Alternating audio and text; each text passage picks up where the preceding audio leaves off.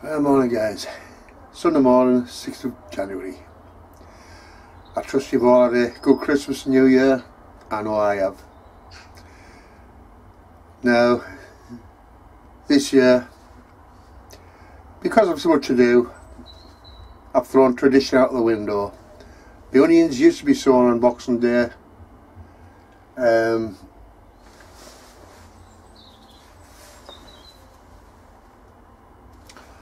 I sowed these on the 5th of December last year, and these are Ailsa Craig exhibition onions. I'm not going for exhibition. I don't go to show. I like to grow big if I can. Be nice to be able to take one onion home, instead of 2 or 3 for a meal. You know, big enough. So, let's say for sort on the 5th of December, we're only 4 weeks on. I've got growth. All I'm using is this clay pot with a single candle in. First year I've done it. Prior to this, every year, totally heat free. And I've still managed to grow my crops. The biggest problem in a greenhouse, especially if it's heat free, a cold greenhouse, if you're not careful, you get seedlings, if you manage to germinate them, damp off. And the biggest combination of killer is the cold and damp soil. So I always try to let mine dry out, not totally dry, but dry out fairly well before I give them a touch of water again. And touch wood, I very rarely lose any. But it's the cold and wet compost that creates the damping off. Oh, it is a bit chilly this morning. No doubt about that. I've been over to a local allotment site that's got their own shop. Pay me subs. You heard Nigel Muddy Boots earlier on last year. Support your local allotments, especially the shop. A lot cheaper. And I managed to get myself a bag of clover compost instead of having to send off for it. Handy things is trailers for the back of the scooters. I got other things as well. It was worth the journey. And for £1 a year subscription, you know, you can't go wrong. Anyhow, paid up for another year, and the chance to go back whenever I want gets me cheap. Now, last year I was going to take my geraniums home to overwinter, and hopefully get them to survive, bring them back down the greenhouse in the spring, grow them on, take cuttings, grow my crop, yeah, grow the numbers. But I decided, listen, take advice. Man and Sue Garrett, they leave theirs in the greenhouse all winter, no heat, and they don't have any problem the next year. Now I'm going to agree with that, but it depends on the sort of winter you have. But this year I thought, well, with the candle in, the candle heater, I'll leave them in the greenhouse. And you know what? It's nice to see a bit colour in the greenhouse. Now, there's still steps to take to keep them healthy. Damaged leaves, or leaves that's dying, take them off. You don't want any form of mildews, fungal infection, anything in the greenhouse. Just keep them clean.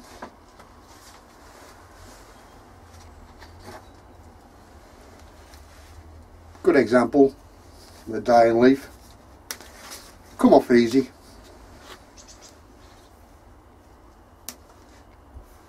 Yes, that one's starting to rot.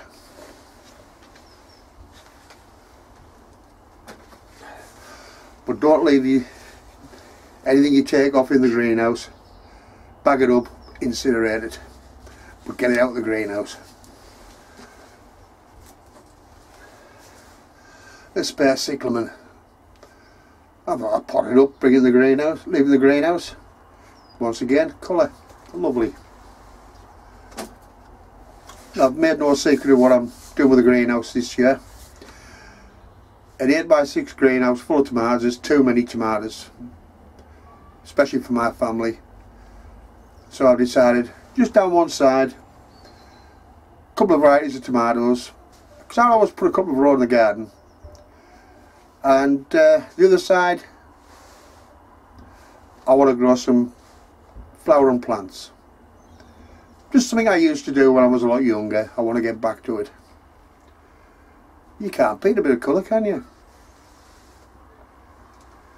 Now, before Christmas, I was at the garden centre. They were selling seed potatoes. I've never known them sell them this early. So I thought, because of the way things worked last year, I still think I had a winning combination of plants, seeds, whatever. And I'm going to stick to that. Now, last year I grew Charlotte, International Kidney, Arran Pilot and Winston. Now, up to now, if I find the label,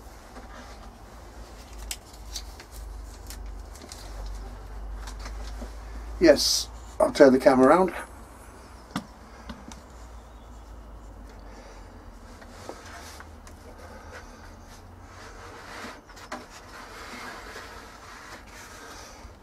Arran Pilots. Yes, I've put them in the greenhouse to chit. It'll take quite a while. It's not warm enough for the chits to hurry. And I've also got Charlottes. If you can see them, yeah, Charlottes. Now, get the camera straight. I'm not overly concerned having the greenhouse, because if the weather's going to turn exceptionally cold, I'll fleece them. If the show the chits too early, I'll pot them on, and that'll buy us time before they go into the open beds.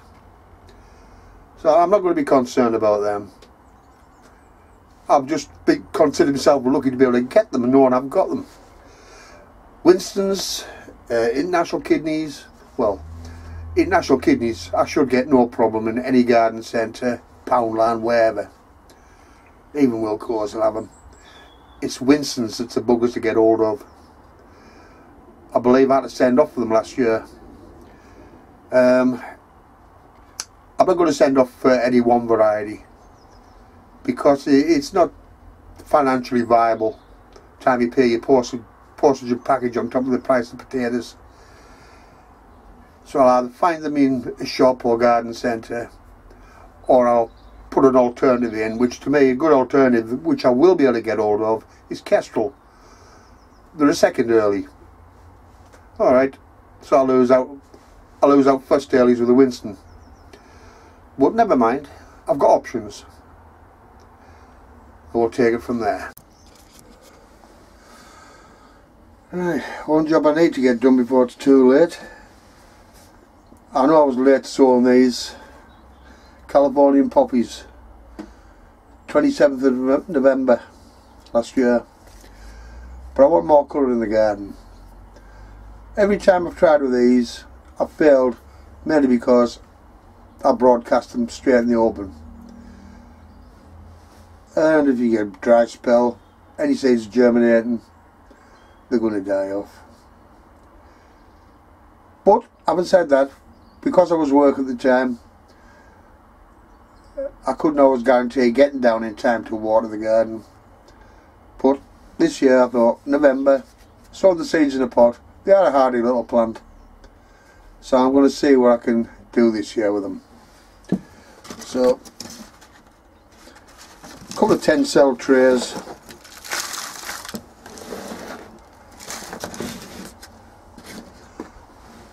Try and get more in shot.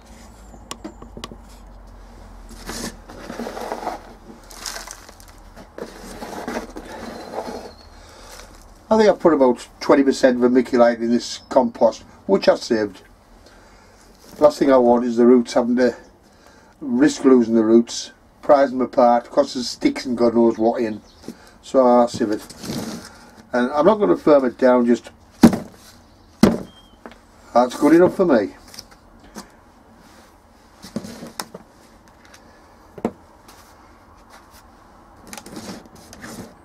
Now,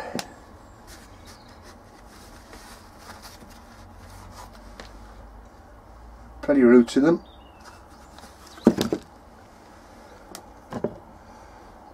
Just tease them apart slightly.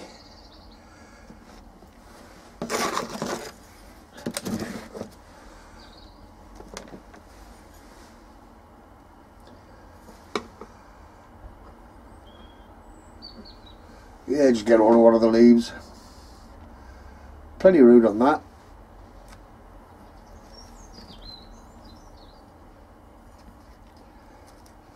It's going fairly well down.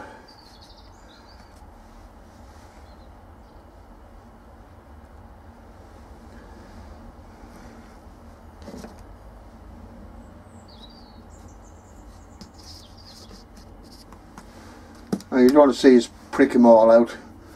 You'll be bored to bloody tears. I'll get back to you in a minute.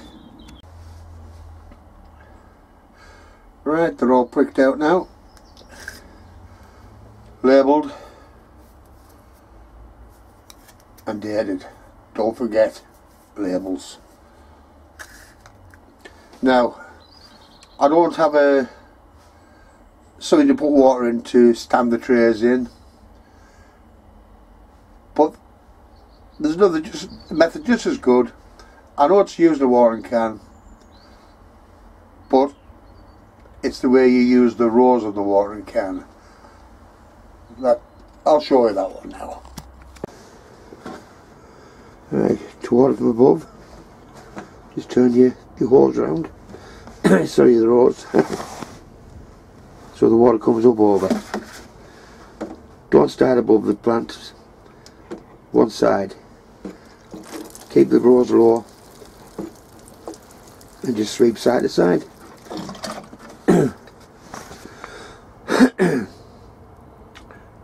None of the foliage is bent over. Touch of the compost. Nothing wrong with that. So if you can't water from below, you need to use the watering can. Just turn the rows around. The job's a good one. Okay guys.